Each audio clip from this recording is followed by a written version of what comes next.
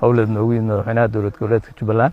isagoo u kuurgalayay diyaar garowga iyo dhamaystirka ciidamada loogu talagalay xoreynta gobolka Jubbada Dhexe iyo deegaanada kale ee ka maqan gacanta dowlad goboleedka Jubbaland isla markaasna madaxweynuhu wuxuu ku amaanay guulihii ay ka soo hoyeen ciidamada dowlad goboleedka Jubbaland howlgaladii u dambeeyay ee ay ka fuliyeen aaga degmada Jamaame iyo deegaanada hoos yimaada taas oo ciidamadu ay si fiican ay ka soo hoyeen guulo ballaaran oo ay cadawga ku naafeeyeen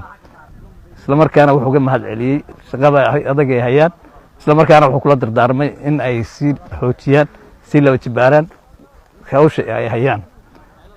isagoo si fiican u rajeeyay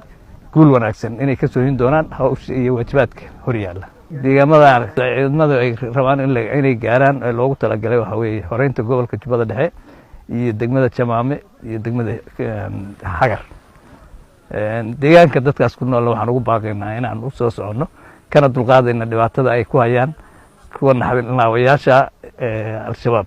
iyo argagixisada dhibaatada ku haysa isla markaas aan soo gaarsiin doono nidaamkii dawliga ahaa iyo adeegii bulshada ay heli doonaan insha Allah hadii la ilaahay